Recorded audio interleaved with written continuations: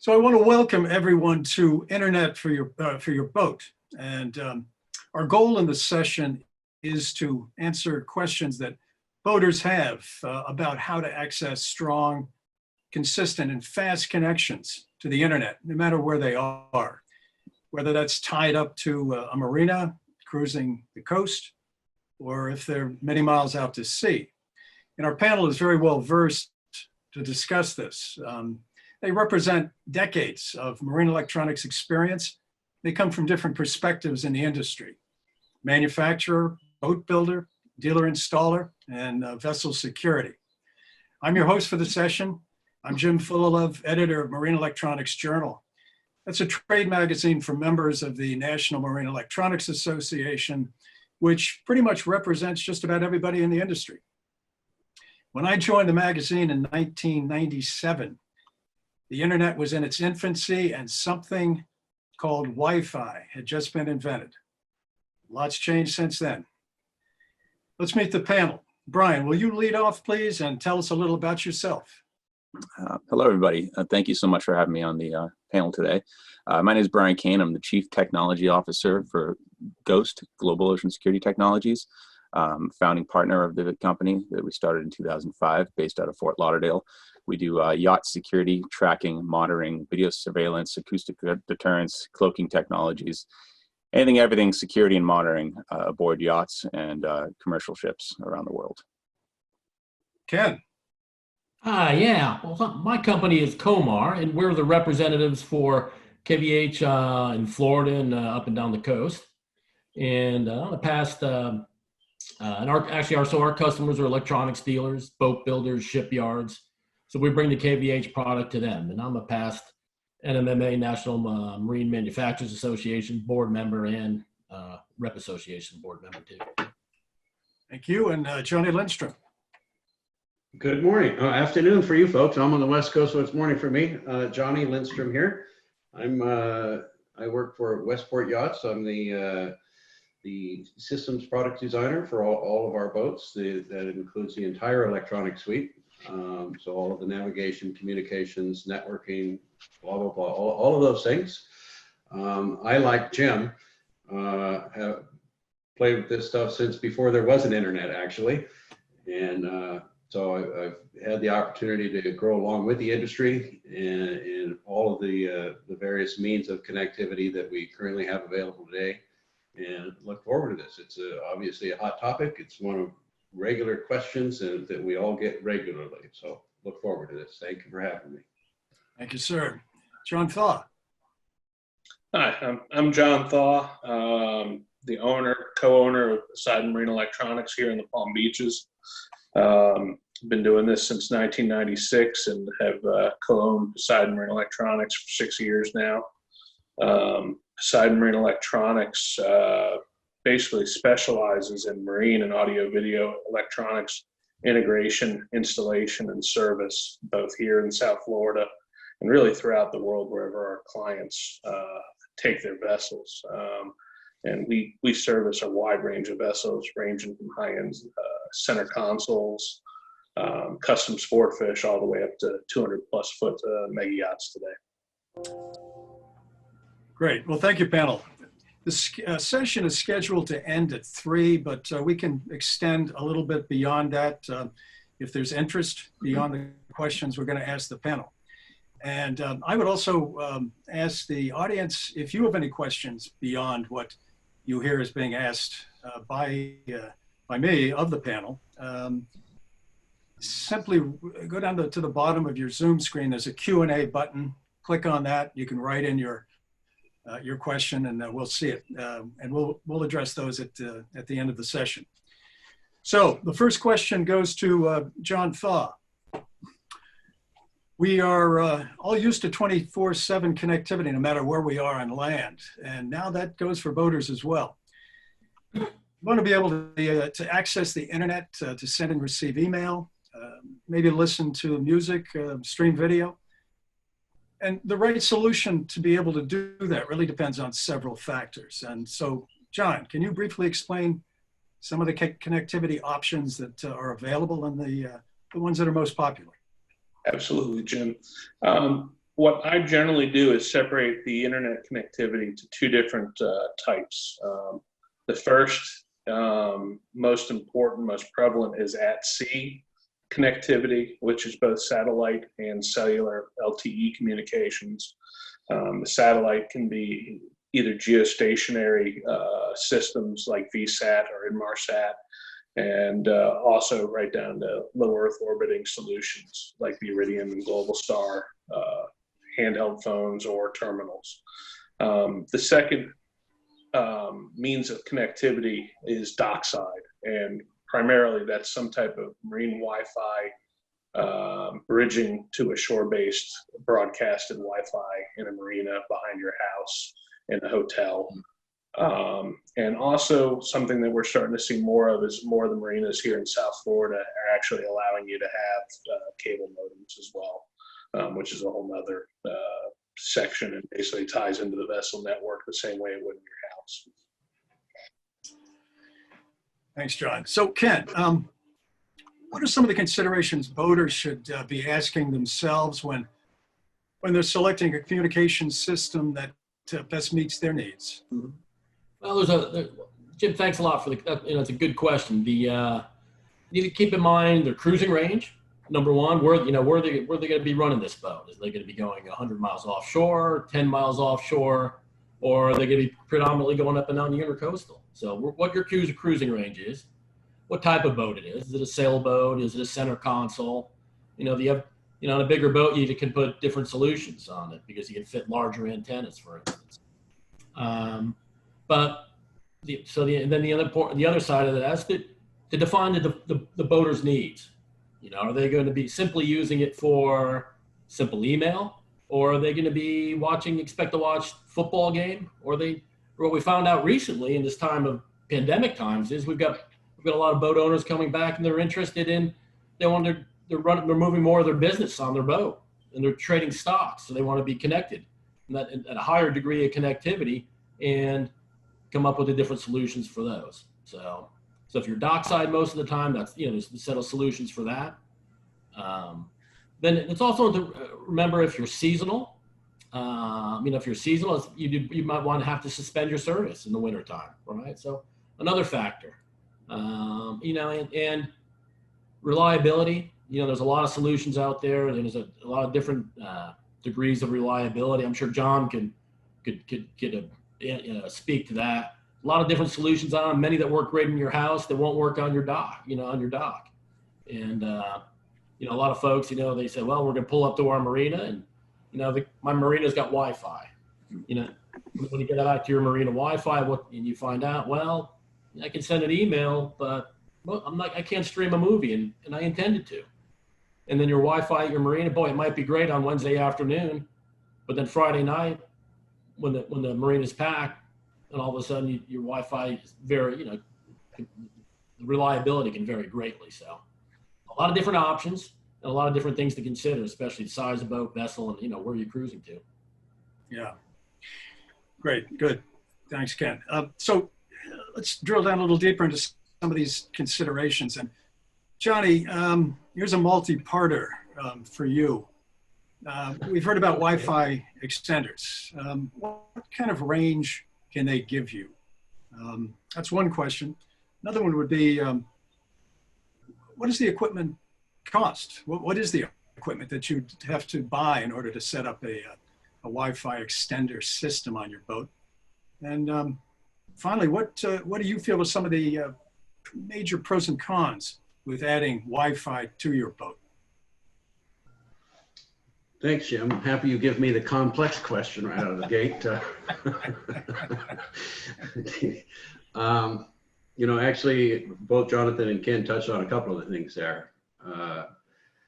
The Wi-Fi, as most of us think of it today, is we go to Starbucks, we have our phone, and we're on the free internet at Starbucks or whatever. And that's similarly what goes on in boat marinas. They provide that capability. But unfortunately, your boat is the last one out on the dock, and it's a considerable distance away from where the Wi-Fi hotspot is, if you will. and you oftentimes don't, your laptop or your phone won't be able to communicate with that device. It can see it, but the signal strength is so low that it can't make the trip, as they say. So there's a thing called a hotspot amplifier or a Wi-Fi amplifier. There's a number of companies that make them, and they basically hardwire a hotspot onto your boat in simple terms. So this device acts as the receive and transmit section, and it usually plugs into a boat's existing network, or it repeats and provides wireless access on your boat through a wireless network that would be contained in your boat. Now, the good news is that they are generally universally, you can move around and they work pretty well. But the downside is, as Ken just pointed out, on Wednesday afternoon, when you're the only boat in the harbor, things work great. On Friday afternoon, when everybody else is there, now you're all sharing the same pipe, and so your user experience has dropped significantly. Then you have, of course, limited range.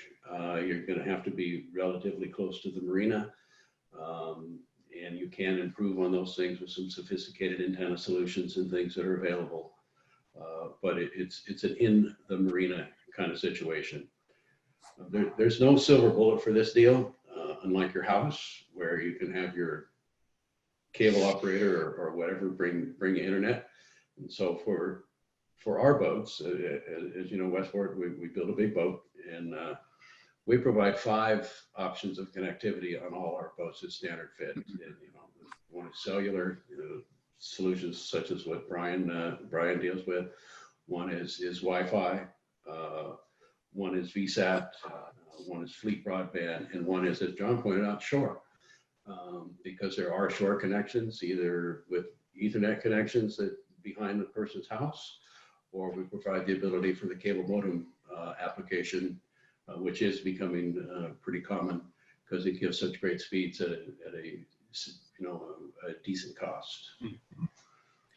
I've got to apologize. I thought that Steve Gorman had dropped off. His icon dropped off my screen for some reason, but he's back. Steve, I'm sorry we didn't include you in the presentation. Can you give us a short take on your bio, please? Yeah, I'm sorry about that.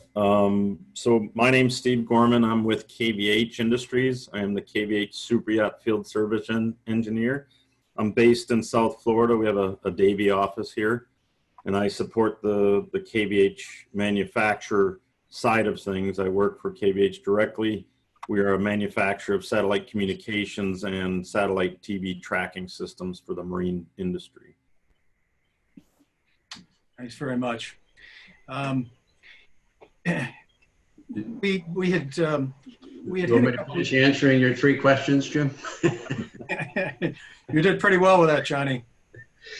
We'll invite you back. I left out the cost part. And, generally speaking, I think the products that are available out there, and they range, and obviously they range in price for a number of reasons. I think they're somewhere between $800 approximately to $1,500–$1,800, depending on the level that you're getting and the capability of the system. Some of them are higher power, so they have longer range. Some have better network, better antenna systems associated with them, so that gives you some better range. Some of them are multi-band, meaning 2.4 and 5 gigahertz, which is very critical.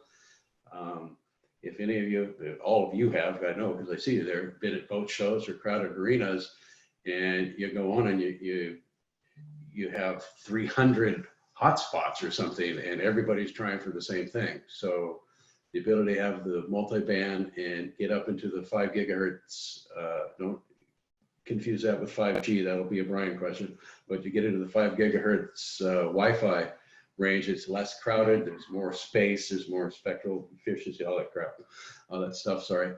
And you get much better performance. So those are the things to take into consideration when you're trying to work that out.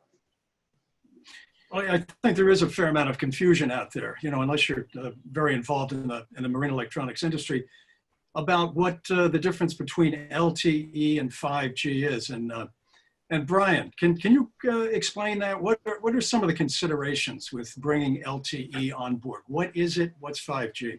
Yeah.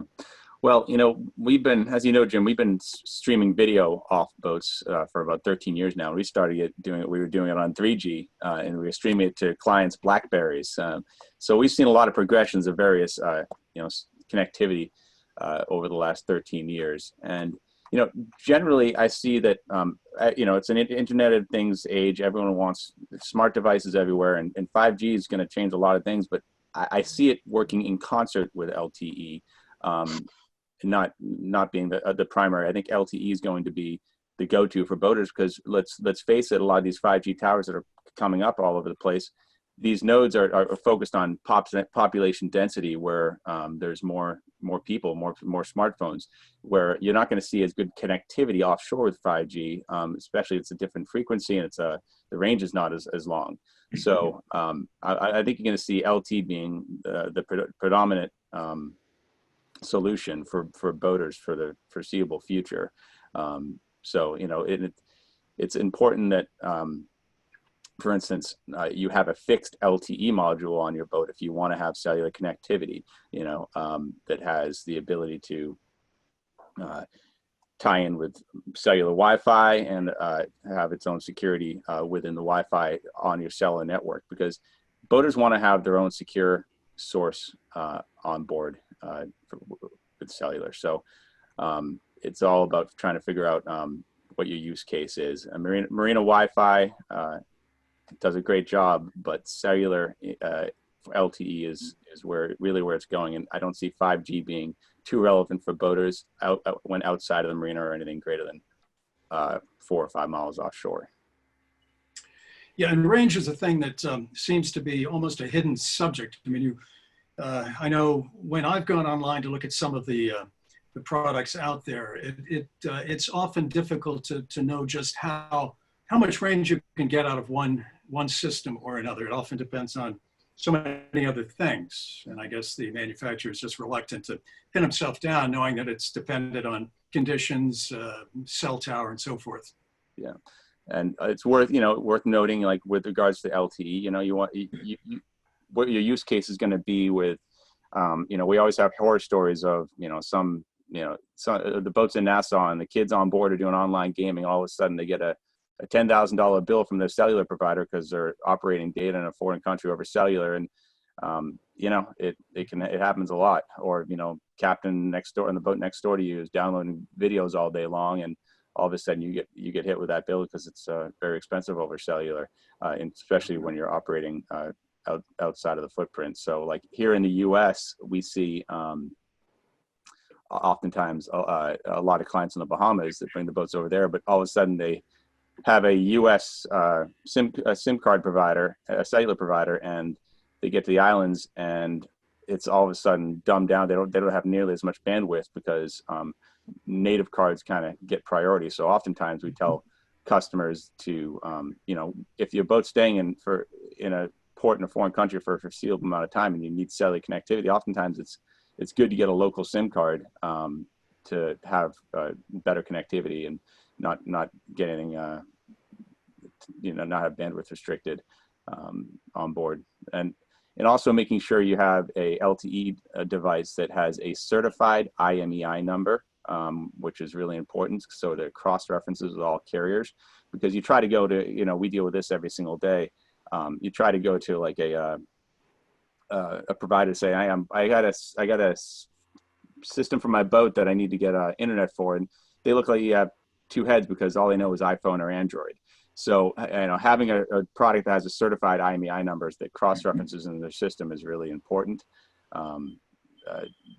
as something to keep in mind. So, yep. Good, thanks, Brian. Steve, I've got a question that's right down your alley, and that is VSAT. Can you explain just what exactly is VSAT, and share some of the pros and cons that people may want to know about the system when they're considering putting one aboard their boat? Sure. So first off, VSAT stands for Very Small Aperture Terminal. So back when VSAT first started, the the antenna systems were very large. So a VSAT or a small aperture terminal was considered anything under 3.8 meters. So that's a very large dish. In our day, in our time now, with the vessels, we're able to do it on a much smaller tracking system. So on land-based, the satellite dish can pretty much stay stationary because we use geostationary satellites. So the satellite's in the same part of the sky at all times. So we can pretty much know where it is, point the dish there. On a vessel, the vessel's always moving. So it requires an antenna system that's capable of tracking these geostationary satellites while the vessel's moving and rocking and rolling. So with satellite, we're able in today's age to reach speeds of what we consider LTE speeds. When this first came out, you were lucky to get 4 kilobits of speed out of the satellite. Now we're reaching upwards of 100 megabits per second of data speed capable. So similar to what you're getting in cellular in most cases. So there's pros and cons to it. Obviously, this goes a little bit further than what you can do with, say, Wi-Fi inside of a marina or cellular because they're limited on range. So Wi-Fi, obviously capabilities, if you're in a marina that has good Wi-Fi, great. As soon as you start moving out of that marina, you're gonna lose connection. Cellular is the same way. As long as there's a tower nearby, you're gonna have a connection. Once you go further offshore, you lose connection with that tower. With satellite, it's pretty much worldwide in most cases. With VSAT, there is some limitations based on the size of the antenna, but the pros are that we're not tied down to a location. We can move across the open ocean and still get communication, whether it be voice, data. As I said, we're able to stream video now. So a lot of those capabilities that Ken and John talked about and Brian with capabilities of being able to stream things like this, Zoom, be able to do meetings. You can do that on satellite now. Obviously, the cost is much greater than doing it with cellular. There's more involved with the equipment and the installation. You have to keep aware of what's available. But the nice thing is the antennas are getting smaller. The capabilities are getting to where you can put it on a lot smaller vessels. Again, the capability is going to vary depending on the size of the equipment. So the smaller antenna, it's not going to perform the same way as a larger antenna. That's why you'll see a lot of vessels with multiple antennas. Some of those antennas are VSAT tracking systems. Some of them are TVRO, but sometimes it takes multiples because they're using more than one service or something similar to that. So TVRO, TV receive only. Correct. I'm sorry. Yeah. Okay. So, well, I'm sorry. Go ahead, Steve. If you're. So basically, you know, the things that come into mind with VSAT obviously is the equipment costs are much greater than, say, Wi-Fi expanders or cellular systems, and the airtime plans. But the nice thing is it doesn't matter if you're moving from Florida to the Mediterranean. You don't have to switch SIM cards. The service can, in most cases, the service provider is the same person that you had. So everything follows you. It tracks the system. It switches satellites automatically. So there's not a lot on the technical side that the customer has to deal with when keeping that online. You may be the best one to answer this next question, but I'll throw it open to the panel. I mean, cost for VSAT is, I mean, that's obviously a question that a boater would have. And then there's installation costs. There's also lease cost, routing, the cost of usage. What is least cost routing? Well, I'm going to start with it real quick, and I'm sure John and some of them can answer more. But least cost routing is most vessels, of the larger vessels, are going to have more than one system. Most are going to have, Wi-Fi capabilities, cellular, and then the vessels that are going to go further offshore or make some sort of crossing, whether it be crossing to the Bahamas or an Atlantic crossing over to Europe. So they require more than one service. So least cost routing is a way of taking multiple services and looking at it's a third party equipment that's able to look at what's going to cost the least for data communications. And if those services are available, it's always going to try to use the device that's going to keep the least cost involved. So when you're close enough to shore, you're in the marina, it's usually going to switch over to Wi-Fi. Once you pull out of the marina, it's then going to eventually switch over to cellular. Once you're out of cellular range, it's going to see that it doesn't have those connections and going to switch to some type of satellite communications. So least cost routing is just kind of a switching system. It's usually built by a third-party vendor. Some manufacturers are now starting to incorporate that into their own software. So some of the terminals, whether it be a VSAT terminal or a cellular terminal, even some of the Wi-Fi terminals sold out there today, have capabilities of that built into the software. Thank you. Anybody else would like to comment on that? Sure. Well, Go ahead, yeah. Johnny. Go, Johnny. Okay, John, thanks. So yeah, least cost routing is not new for those of us who remember the days of MCI in our telephone systems at home, our landline phones. That's where least cost routing essentially started, or back in the T1 tie line days and things like that. It's been in existence for a long time. My personal preference is for a human being to make those decisions. And as someone that's made their living in this worldly, wizardly world of technology for a long time, I still like human beings to make some choices. So we do provide all of those options, but we would rather see again, this is just a personal preference in the way we build our boats. We want a human being to make those choices, because we've experienced those situations like Brian was identifying, where a kid's been gaming all day, and you get a $10,000 bill. I have a boat right now sitting off the Keys that is going to experience a very enlightening day when they get back to shore, using one of Steve's products and very happily streaming videos on board for an extended period of time. A very, very, very significant amount of data, because somebody made a bad choice. So we want a human being to be involved so that we can let them make those choices. I do the same thing with autopilots. I'm not a fan of route following either. I want a human being to decide that it's time to change course. Look out the window. Got it. John, did you have something to add to that? I'm in complete agreement with Johnny Lindstrom on that. We prefer intelligent routing. It's part of the onboard training when we deliver a network to a vessel, and how to actually control the connectivity, and what the pluses and minuses are each service that they're going to use and when they're going to use it. It basically just teach them how to use their primary systems and the backup plans for their backup plans. That way, no matter what the application, whether it's a weekend warrior over to the Bahamas for a week, or a 200-foot yacht that's in heavy charter use in the Med, you got to have some basically multiple options depending on where they are and what they're doing, and what the least cost is a lot of times factors in, but a lot of times it's what's the best connectivity, and they need to make that selection on a day-to-day basis. Sometimes it changes on an hour to hour. So if I were in the market for a system, a VSAT system, and I had some teenage kids who did stream a lot of videos, played a lot of games, when we're pretty far offshore,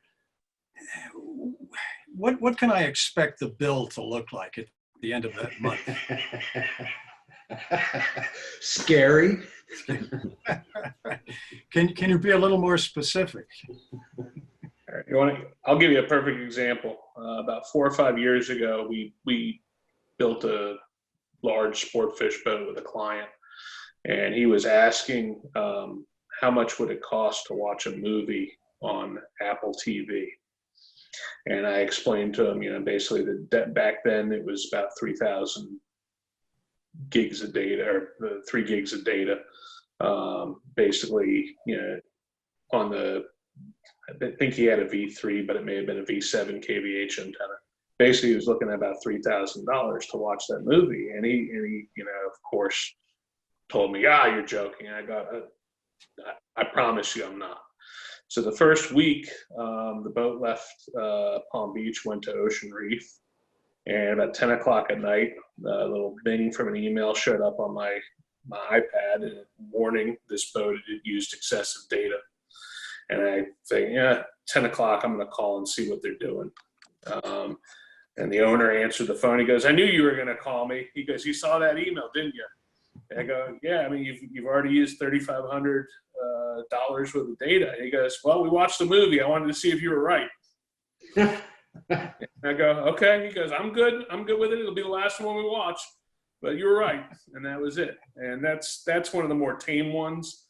Because there are some where the bills get ridiculous and they didn't even realize. And it's something you need to be cognizant of every day when you're using services that are metered. Yep. That's why a lot of people prefer to go with something that's a monthly bill with a max, so that or no max, so they know they're not going to run into trouble.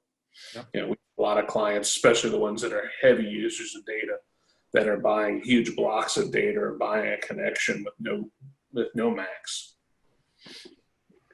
Okay, so let's. Oh, sorry. Anybody else? Yeah, it's good.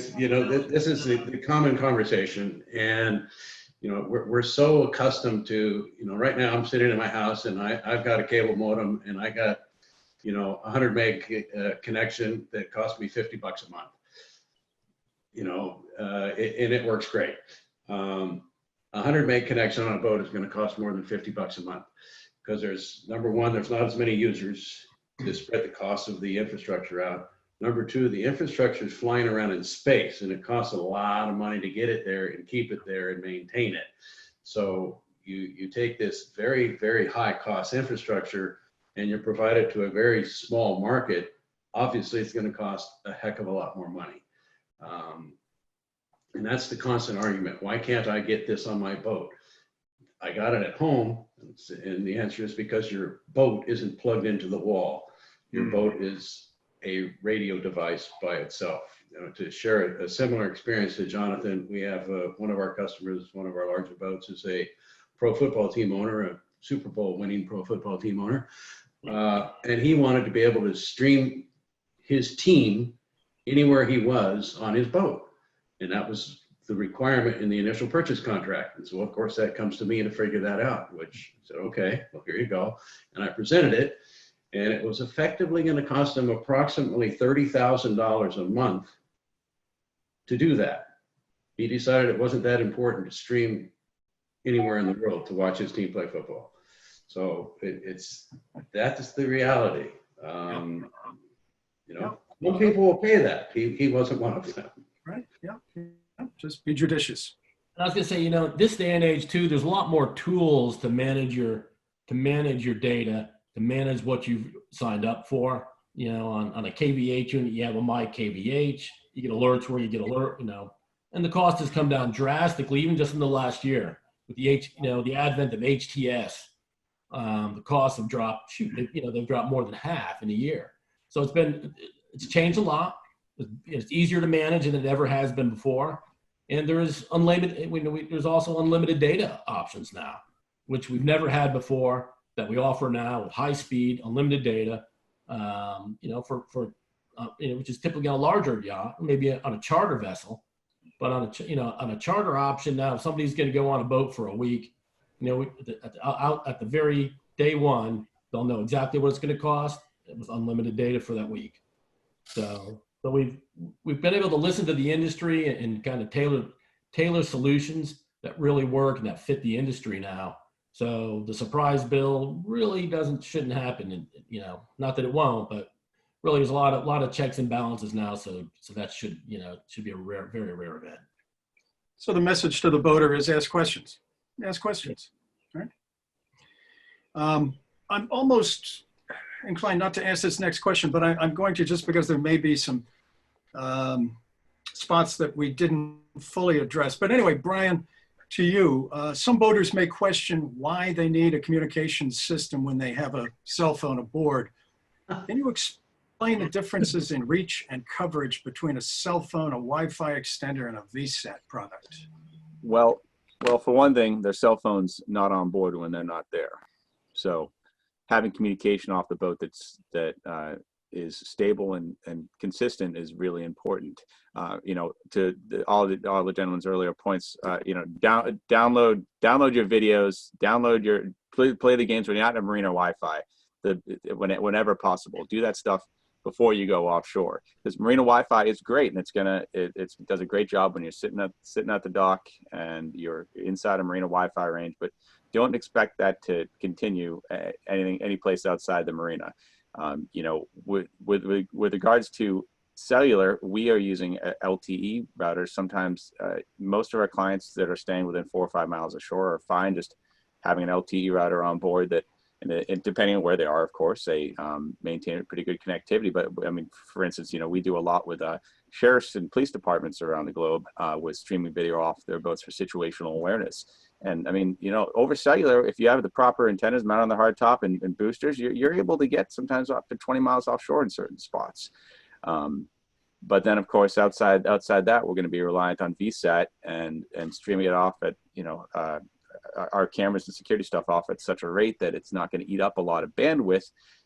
So, you know, for instance, we have a lot of cruising clients and even commercial ships where they want to use a VSAT to stream video off and in the middle of the Atlantic Ocean, and they want to, who's at the helm, what's in front of the boat, what's behind it, and they just log in when they need to, and they're only using a certain amount of data when on demand. So, you know, generally, back to the question, it's if the boaters are operating within, you know, within about 5 miles of shore, they're going to be fine on LTE in most areas.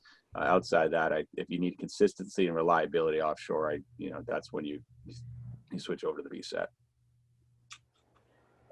Steve, back to you, and this covers a little ground that we've been over, but that's okay, because I'm sure there's more that we can sweep out from the corners. But that's any common misconceptions that boaters have about getting internet at sea, whether it's cost or coverage or amount of data usage.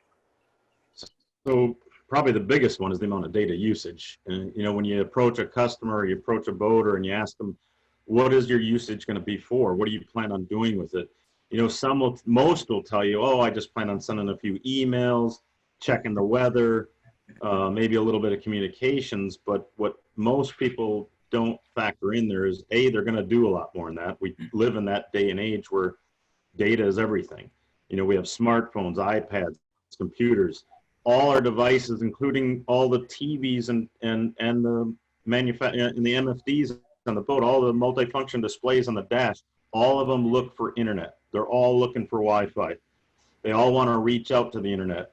And every one of them has a program, an app running in the background.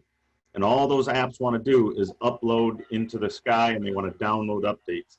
So the amount of data usage is probably the biggest one that people forget about, because it's going to be more than you think, number one. And it does require the boater to be actively involved in monitoring that. So we heard some horror stories earlier with the guys talking about different vessels. And like Ken said, there's ways to deal with it. All of us are putting tools into our systems that help you control your data usage. I don't care if it's cellular, I don't care if it's Wi-Fi or VSAT. You do have to take some control of it. And it requires you to it could be a third-party piece of equipment, or using the tools that are already built in the software that allow you to control the data. We have things like category controls built into our systems that allow you to turn off certain features so that we don't have problems like Johnny's talking about. If you don't want people to stream on the vessel, we can turn categories off that allow you to stop any type of streaming data to go through the system. We can turn off gaming. You know, the grandkids come on board the boat, and the first thing they want to do, I don't care where they are, is game. Whether they're gaming on their phone, they're gaming on their iPad, or they're gaming on a console hooked to the TV, that's going to use a lot of data. Because most of them today, when they're gaming, are video gaming. So they're playing with 5 other guys via video and communicating just like we are now. So there's a lot of data usage that people don't realize, and you can control that. I don't care if it's VSAT or cellular. You have to be able to take control and understand those things. Ken brought up the fact that now there's a lot of manufacturers, including KVH, offer plans like the Elite plan that allow you to pay a weekly or monthly rate for your service, know exactly what you're going to spend. So at the end of that month or the end of that week, you know what your bill is going to be. And it allows you to do things like streaming or gaming if that's what you want to do. The thing that you have to remember is when you're on that vessel, whether you're using cellular or Wi-Fi, everybody on that vessel is sharing that bandwidth. So the more people that are streaming, the more people that are gaming, it is going to affect the bandwidth or the speeds on the vessel. So again, it has to do with managing what you're doing. It's not unlimited like in your home where you plug into the wall and everybody can be streaming and everybody can do the same thing and pretty much not see any effect of it. It's not going to be the same on the vessel. There is going to be effects, and you do have to take some responsibility and some control of that. When boaters do their research for a VSAT system, they're going to come across, a short dictionary of terms that can be a little confusing. Without getting too techie, Steve, can you give us sort of the layman's definition of C-band, KU band, and KA band in the real world? What do they mean? Why do they matter? So all of them really is basically a band is a frequency. So we use different frequencies, just like cellular and anything else.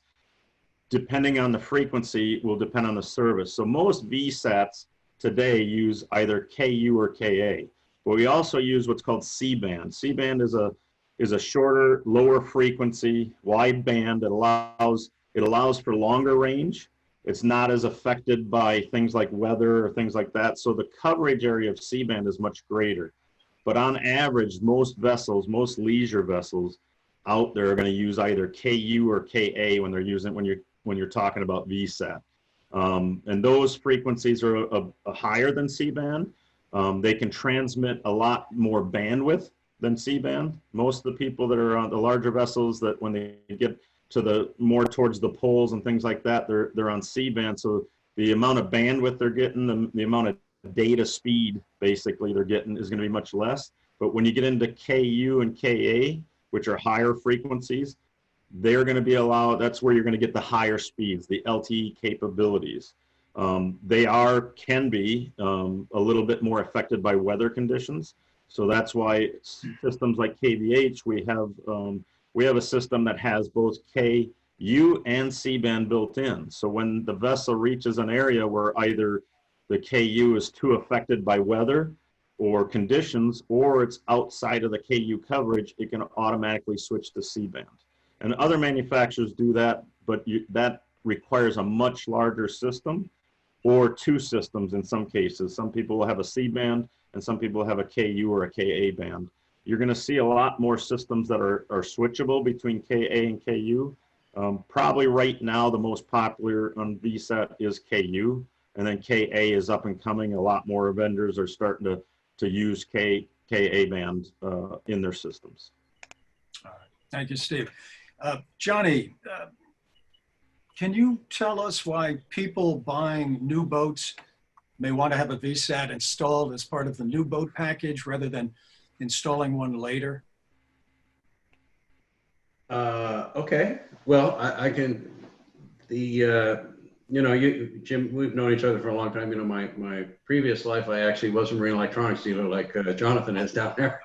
And most of the work done was on pre-built boats.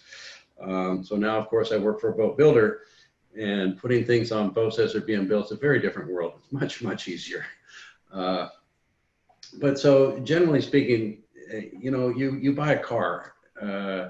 You generally buy the car, you get the floor mats, you get the stereo in at the dealership and all those things. And so when you get the car, you drive the car away and you use the car.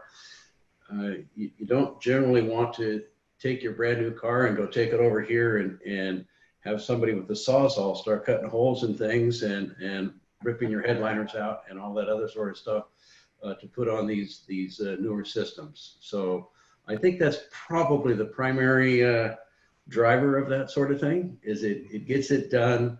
So when they get their boat delivered, they have a complete working boat, which of course is Westport's hallmark is, we deliver with all those systems operational, pre-tested, and, factory authorized installation, all those kinds of things.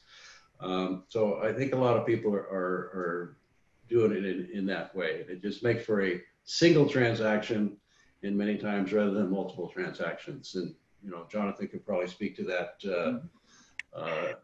as well. But I'd like to, if I may, just real quickly touch on something that Steve was just saying about the number of people.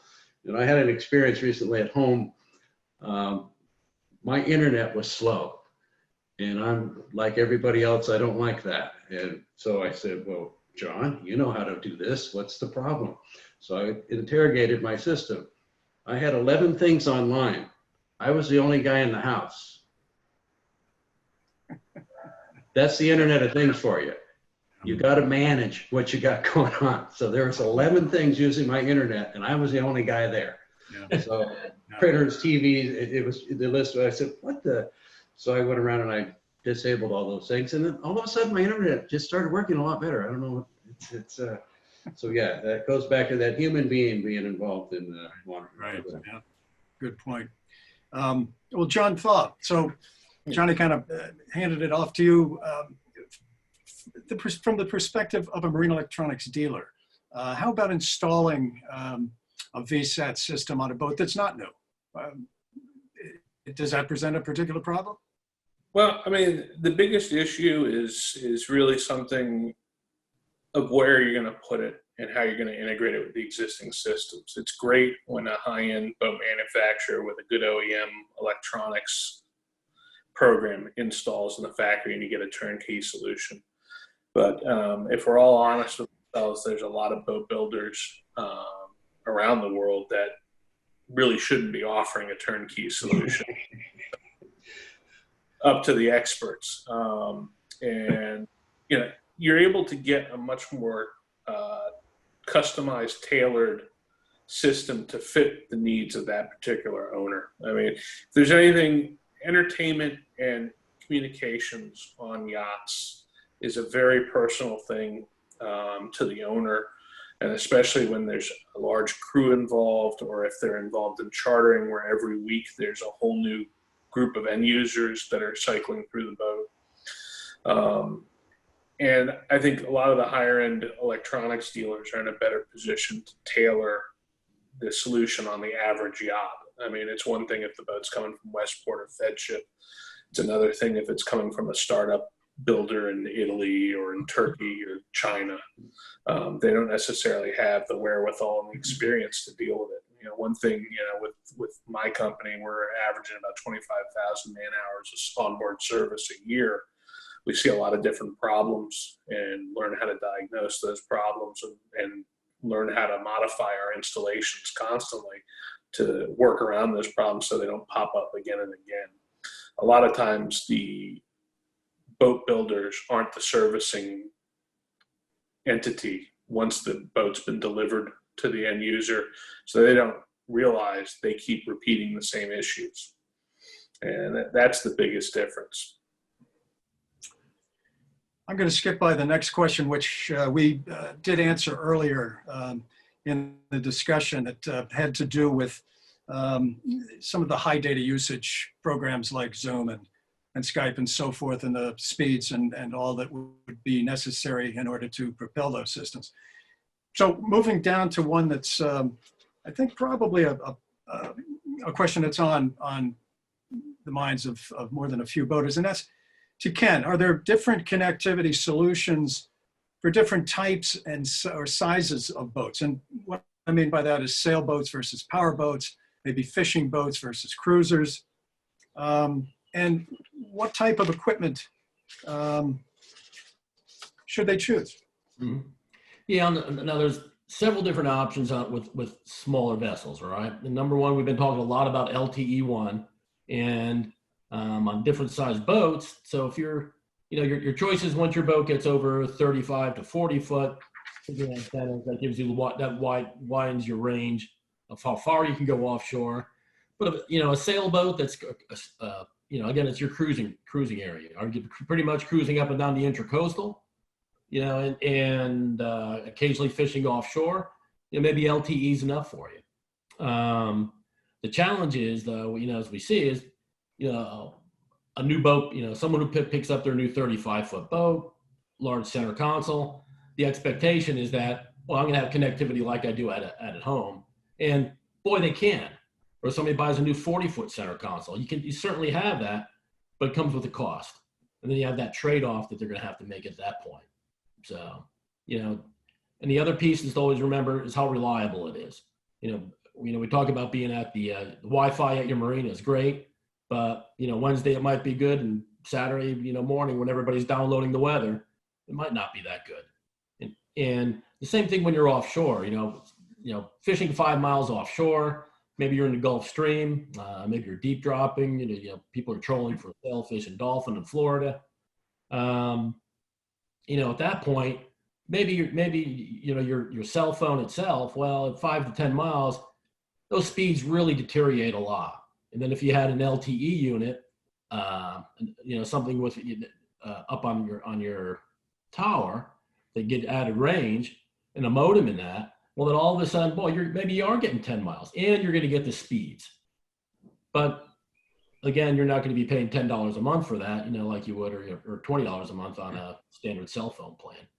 So again, it's the size of the vessel, where are you going, what's your cruising range, but up to LTE units, getting folks up to 10, 15 miles, even up to 20 miles certain areas offshore. It's a pretty powerful solution for a small boat. So, John, back to you. We talked about you and Johnny Lindstrom talked about installation considerations with VSAT. But what about some of the other systems, or if there's anything we left out about VSAT? Now's a good time. But what are some of the considerations that owners ought to ask themselves and then ask the dealer in regards to installation of the other systems, whether it's signal boosters or hardware or software? Well, there's a number of factors that are going to determine the success of the installation and the operation of the whatever connectivity you select. And I mean, the first primary one that comes to my mind is just like the real estate business. It's location, location, location. There's a lot of other systems and parts of the boat that can affect VSAT or cellular or even marina Wi-Fi. There's concerns with blocking the antenna when it needs a line of sight to the antenna to a satellite. There's also very serious concerns with interference from things like radar and other satellite systems, other communications on boats that can interfere with LTE and satellite communications.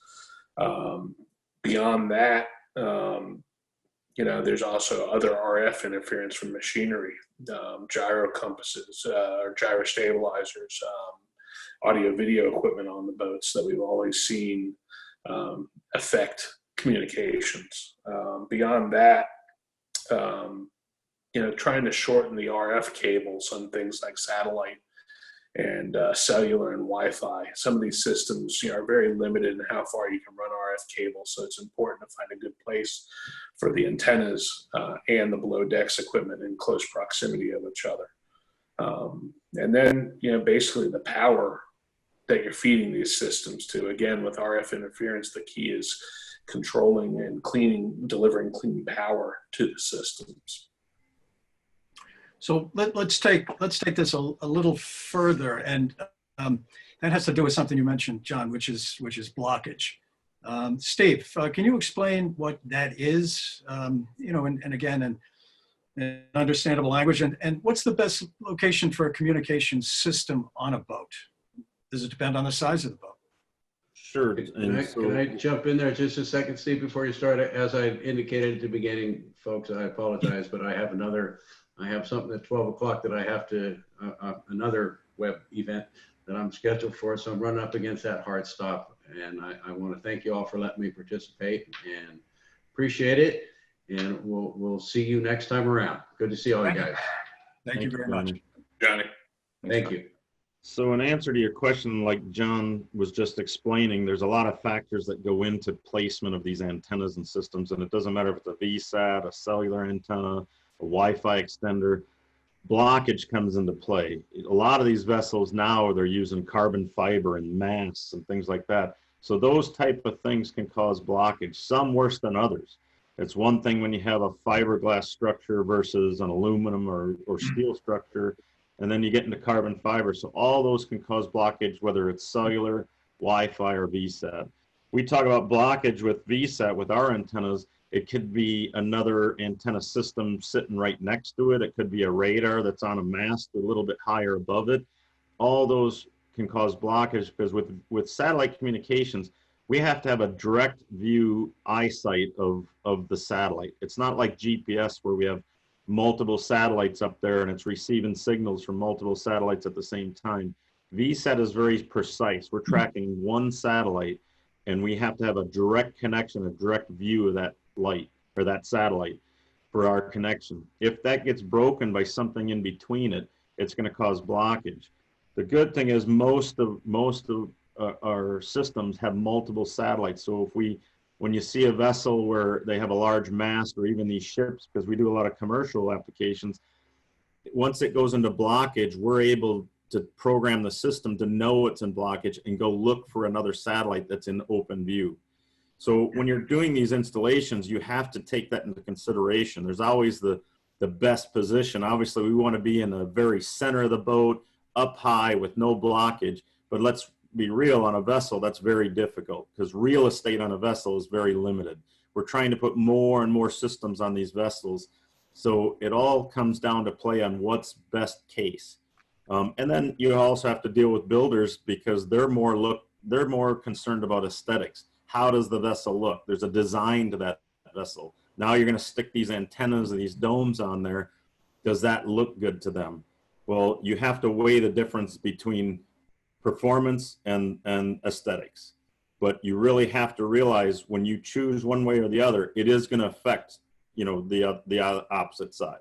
So when you're more concerned about aesthetics than the performance of that system, whether it's a cell antenna or a satellite antenna, there's going to be effects to that performance. We're getting close to the 3 o'clock unhitching hour, but I want to ask one more question, and then hopefully we will have time to pick up a few of the questions from the audience. We've got about 17 or 18 questions, so we're not going to be able to get to all of them. But one question that I feel is pretty important is the issue of cybersecurity. Certainly a big concern at home and in business. And the question is, should boaters be concerned that a virus that they may inadvertently download from the internet may worm its way into an onboard system and cause havoc? Other than advising them not to open unknown attachments, how do they protect themselves? Well, so, round robin, who would like to take that? I'll start with it because cybersecurity isn't just about viruses, because that's obviously an attack, but cybersecurity has to do with somebody being able to take control of whether it be your communication systems or actual systems on the vessel that are running the vessel. More and more vessels, all these new vessels, just like your car, is all interlinked, to the systems, and all of them want to reach out for communications. So cybersecurity is a very critical thing in this day and age, and all manufacturers, and carriers, VSAT and cellular, have to be aware of it, and we're all putting in protection against that. We're putting layers of protection to make sure that nobody's able to come in through that system, not only to use your data and maybe cause high bill, but to be able to control anything or get into your system. So cybersecurity is something that everybody has to take seriously. It's not just talking about somebody accidentally downloading a virus. It's more about something taking control of your vessel, especially in today's age with commercial vessels. These things are run by communications. There's things that are operating on those vessels that somebody remotely is controlling. So the last thing we want to see is to put a system on there, whether it be a cellular system, a Wi-Fi system, or a VSAT system, that somebody else can access and control that. So it's a very serious thing. It's a very costly thing. And KVH and most of the other communication companies are, by law, we have to be able to control that and put security purposes. And we've done that with multiple layers of security in our systems. Anybody else want to chip in on that? Or I'll go to the audience questions. I just touch on the cybersecurity. It's people think of it as just like a virus and whatnot, like Steve was saying, but it's on one side it is a hackers are some of the smartest people in technology today, and it's going to be hard to stay in front of them. But there's another component to it, and that's the actual people coming on the boat or on the marina or your neighbor trying to pirate your Wi-Fi, or maliciously trying to get into your accounting or whatnot on the boat.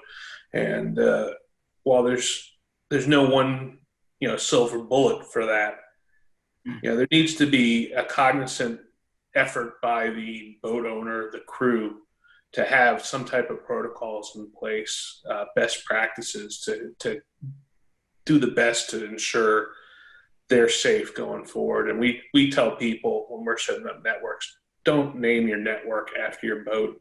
It's easy for people to walk down the marina and go, okay, there's Island Girl, and then try to log into her and try to guess passwords. Don't use passwords like 1, 2, 3, 4, 5, 6, 7, 8, 9. These things are very easy to defeat. And once someone's inside your network, depending on how sophisticated your boat is, they can cause you a lot of problems. I mean, we have some yachts that have, when you scan their network, there's 200 devices on a network between AV systems, navigation systems, vessel monitoring systems. And it's a Pandora's box once people are in there and what they can do. All right, thanks, gentlemen. Here's one question from the audience. It says, I'd like to know if anyone in the group is currently working with OneWeb. Are there products in development from your companies that will be using this constellation once it is up and running? How do you think this will affect cost of data in the future? So KVH works with we're monitoring several different options, and we do work with them. We're looking into the future. We're always looking at what's going to be available. Some of those systems initially are really geared at land-based applications to bring the cost of internet in very remote locations down. When it first comes out, there's definitely great opportunity there. And when it first comes out, it's going to be good for land-based. For marine-based, it's going to be a little different, because with these different systems, they're using what they call LEO and MEO. So they're low Earth orbit and medium Earth orbit satellites, and there's multiples of them. In some cases, there's going to be thousands of mini satellites spinning around. They don't stay in one location. They're always moving. So you're not just tracking one satellite for that connection. You're going to have to be tracking multiple satellites for both transmit and receive of that data. And that's easy to do on a house or a fixed structure, or remotely out in the plains or out in the desert, where you can set up a couple antennas and nothing's moving, and they can track multiple satellites. But when you're on a vessel, that's not as simple to do. If you've got to be tracking multiple satellites for transmit and receive, we're not talking about the same characteristics as tracking one satellite. So it's definitely going to have a huge play in our future. It's not as close as some people may think, especially in the mobile market. But sure, land-based, it's going to bring the cost down. It's going to allow for people to have internet in very remote locations. So this next question asks about Starlink in particular and specifically. SpaceX's low Earth constellation. Will that ever become a viable alternative for satellite-based internet on a boat? So again, like I said, they're all going to have their place, initially not on a boat, because of the characteristics of what it's going to take and the sophistication of it.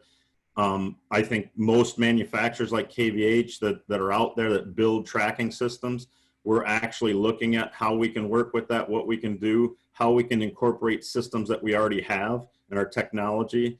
So yes, absolutely, our engineers are looking at all different aspects of that. But again, it's not something that's around the corner. So a lot of people, that's one of those misconceptions. They think, well, I'll wait because next year this system's going to be up. It may be up.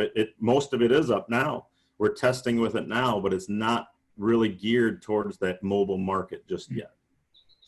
Another question is, what is the difference between VSAT and FBB, fleet broadband? Well, fleet broadband is a system that's been around a long time. It's just a different type of satellite communications. The cost is much higher. That's probably the biggest thing. As far as the data costs, it's probably in some cases 5 to 10 times more expensive than VSAT. VSAT is. VSAT's brought the cost way down.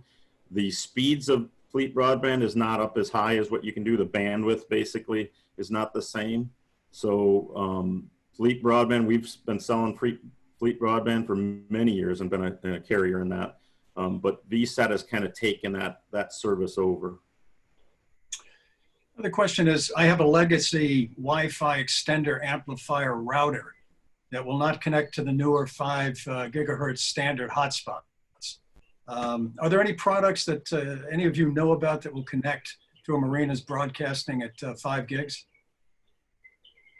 I mean, there's a number of companies making dual band Wi-Fi repeaters that bridge the vessel network to land. I mean, the 2 most popular here in South Florida is Aegean and also Wave Wi-Fi. We also use a lot of cellular systems from a company called PepWave that actually includes one in their system as well. All of them basically use similar technology where you've got 1 or 2 fixed antennas. Again, you need to keep the RF cabling short, so location is key. And it's possible to use both 2.4 and 5, depending on what's available in a marina. I mean, perfect example down in Bahia Mar, down in Fort Lauderdale. You can use both of those frequencies, but you're hard pressed to get 1 meg out of the 2.4 because the amount of boats using it. When you go to 5, your speed jumps to about 8 megs. And a lot of marinas, a lot of the larger marinas, that 5 gigahertz is a much better bandwidth to have. And unfortunately, the only solution is to step up to the newer technology. Why don't we do one more? It's now, what, 3:10? This comes from a sailboat owner, captain, who has a KVH V3 HTS, plus Fleet 1 plus Iridium Go. He's planning to do a Pacific crossing in the next 24 months.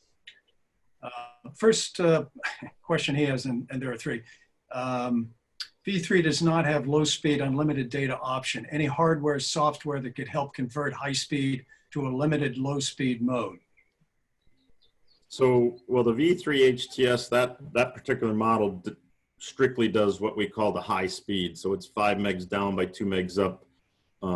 And that particular model, we did not include the dual channel like our V7 or V11. But again, we have tools built into it to be able to control that data, to be able to shut off certain categories so that you don't use the data unknowingly, like we talked about with our smartphone devices and things running in the background. Some of that is going to have to be done externally, controlling your devices, but obviously internally in our system, he's able to control some of that data by using the category controls. He can also do things like set up data allotments depending on how many people are going to be on the vessel. In his case, it probably doesn't sound like many people are going to be on board. And what he needs to use it for would be downloading weather files and basic communication. So a lot of that can be controlled on his end personally, both through his own equipment, meaning his smartphone, his tablet, or through using those category controls that we have built into our system. And part 2 of his question has to do with compression software to compress data before transmitting.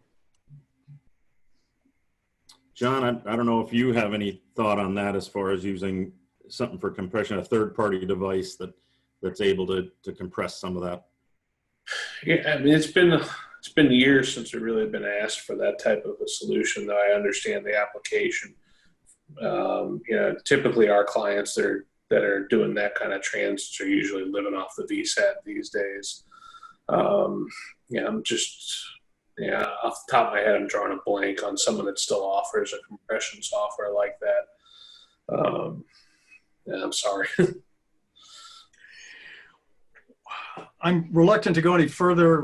We're already 12 minutes beyond the 3 o'clock cutoff. So to be respectful of everyone's time, let's end the session. I believe the transcript from the Q&A will be available on the website, on KVH's website. So I want to thank everybody on the call. I'd like to thank the panelists very much for providing some, what I consider to be excellent information that voters ought to be able to harness pretty quickly and well to use with their purchase decision. So thank you all again. Have a great day. Thank you Thank so you, much. Jim. Thank you, Jim. Thank you.